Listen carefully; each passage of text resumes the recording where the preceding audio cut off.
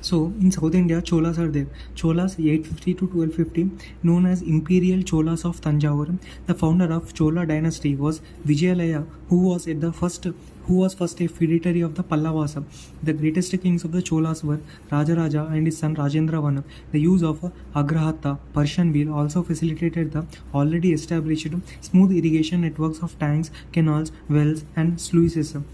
So Rajaraja I, when coming to Rajaraja I, if you look at the greatest rulers, the greatest kings of Cholas were Rajaraja and the Rajendra.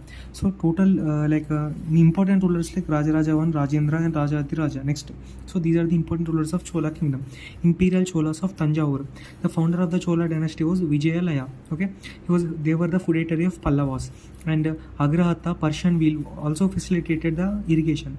When coming to the Rajaraja I, he was the greatest Chola ruler who helped to raise the Chola Empire as the largest dominion in the South India. He took the titles as Mummidi Chola, Jayankonda, Shivapada Shekhara. He defeated Cheras, Pandyas, and conquered Maldiv Islands. Naval expedition against Shailendra Empire in Malaya Peninsula expanded the trade with China. In 1010 CE, constructed the Rajarajeshwara or Brihadishwara temple dedicated to the Shiva at Tanjavur. Rajarajeshwara or Brihadishwara temple is a part of greatest living Chola temples and entered UNESCO World Heritage Site list in 1987. This temple is the finest example of Dravidian architecture. Developed a revenue system where land was surveyed and then revenue was assessed. So he was referred as Ulakala. He was referred to as, because of the revenue system he developed, of which the land was to be surveyed. So he was referred to, because of this event, he was referred to as Ulakala Nada Perumal, the great who measured the earth. So revenue system, Brihadishwara temple. So these are the things he had made. And when next comes Rajendra I, the son of Rajaraja I, defeated and conquered the whole Sri Lanka, made Chola navy strongest in the area, and Bay of Bengal was converted into Chola Lake. The Bay of Bengal was converted into the Chola Lake. He assumed the title of Gangaikonda Chola and built a city called Gangaikonda Cholapuram. He was a great patron of learning and known as Pandita Chola. Encouraged local self-government. Rajendra III was the last king. Later, Pandya conquered the Chola Empire. Rajendra III was last king. Later, Pandya conquered the Chola Empire. See, political system of Chola, if you consider the political system of Cholas, so the empire was founded by the Vijayalaya, the feudatory of the Pallavas, right? He captured the Tanjavur in 1980 AD. So the kings, like the political system of the king Rajaraja I, nearly 980s to 1010. So the formative period of the Chola imperialism, he destroyed the Chera navy at the Trivandrum and conquered the Maldives Islands, bought Southeast Asia, that Shailendra Empire of Malaysia, under his control. He overran the Vengi of Andhra Pradesh. And when coming to the Rajendra I, 1010 to 1044, he followed an annexation policy of his father. He defeated the Pala ruler Mahipala in 1022 AD and assumed the title Gangaikonda Chola. He built a city near the mouth of the river Kaveri River, Gangaikonda Cholapuram.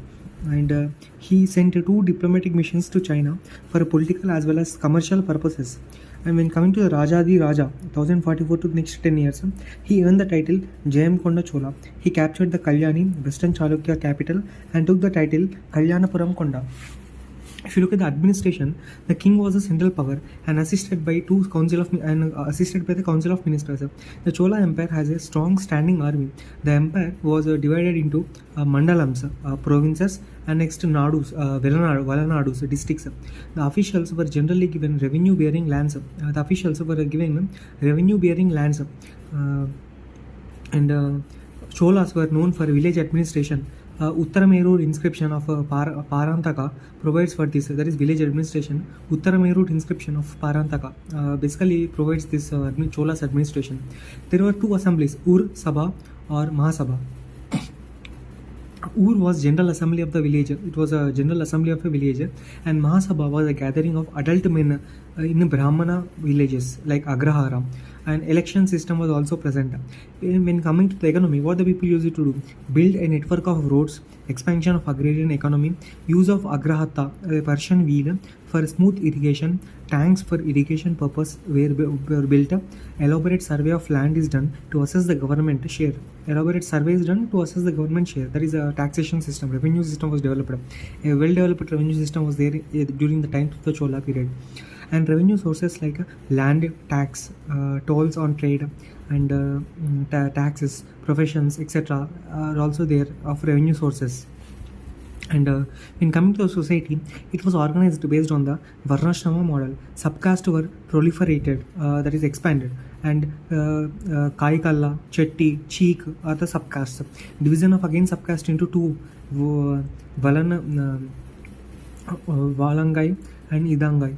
Devadasi system was prevalent in the society. See, the subcastes were again divided into the two, Valangai and Ilangai. Okay, and Devadasi system was prevalent in the society. Emergence of trading caste, Garveras and northern merchants migrated southwards. Garveras are the northern merchants migrated southwards, and Gaudas and Gaundas, originally cultivators. These are the trading caste developed. Garveras and Gaudas or Gaundas. In coming to the religion, Tiruvalangadu copper plates, Tiruvalangadu copper plates and Karantai plates and Anabil plates describe the religious conditions of the Cholas. These are the three plate inscriptions found. What? Tiruvalangadu and Karantai plates and Anabil plates, copper plates of Tiruvalangadu and Karantai plates and Anabil plates. These describe the religious conditions of the Chola. Chola kings were Shaivites. Parantaka I Chola covered Shiva temple with gold at Chidambaram. Rajendra I constructed Shiva temple at Ceylon. They were tolerant towards other religions. Vaishnavism also flourished during the period. They were tolerant towards other religion, and Vaishnavism also flourished during the period. Saint Ramanujar was contemporary of Chola kings. The temples acted as important centers for cultural life. The temples acted as important centers for cultural life. Next, art and architecture. If you look at the art and architecture, built the great capitals like Tanjavur, Gangaikonda Cholapuram, Kanchi, etc. Large households and large palaces. Chola king built lofty temples and inscribed long inscriptions on the wall narrating their achievements. They also depict the socio-economic conditions of that period. Dravidian style of temple architecture reached its climax under the Cholas. Dravidian temple architecture like Garbhagriha, multiple stories on chief deity room. These stories varied from 5 to 7 and that is well known Vimanas. Mandapas with a pillared hall, and pillars are elaborately curved. Curved designs are there. Courtyards surrounding the structure, gopurams, lofty gateways. Examples of the structures like Kailashanatha temple of Kanchipuram, built in 8th century, Kailashanatha temple, and Brihadishwara temple, Tanjavur, Airavateshwara temple and temple at Gangaikonda Cholapuram, Nataraja temple at Chidambaram are famous. Brihadishwara temple at Tanjavur was built by Rajaraja, which was dedicated to the Shiva.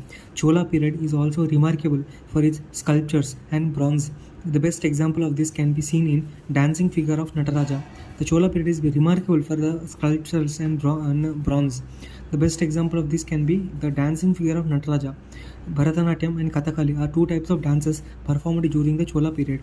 If you look at the literature, Shiva Kashintamani written by Tirukka Devar and Kundala Kesi belonged to 10th century. Shiva Kashintamani written by Tirutaka Devar and Kundaleshi belonged to 10th century. Ramayana composed by Kambam and Periya Puranam or Tittukonda Puranam by Sekkilar are two masterpieces of this age. So what are that?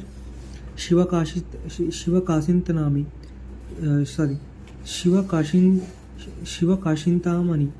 written by Tirukka Devar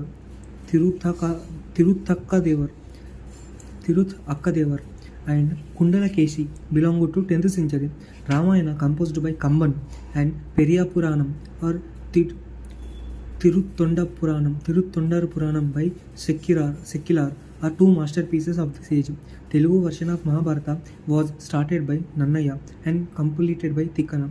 And Jain Kondar's Kalingatupparani described the Kalinga war fought by the Kolutunga one. That is Jain Konda. Who is Jain Konda? Rajadiraja earned the Jain Konda Chola.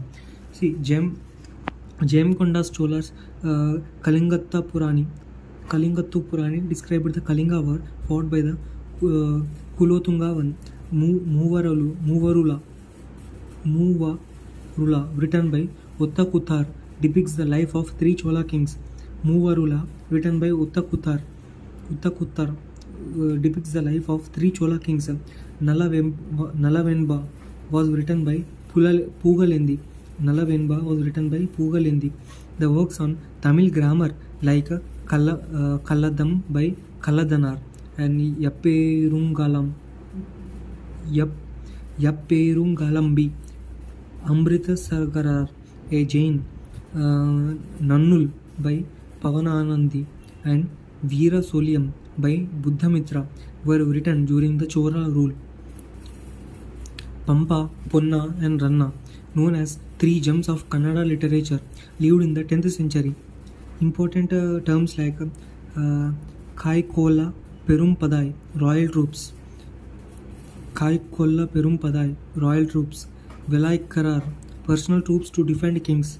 Kadagram, military cantonment.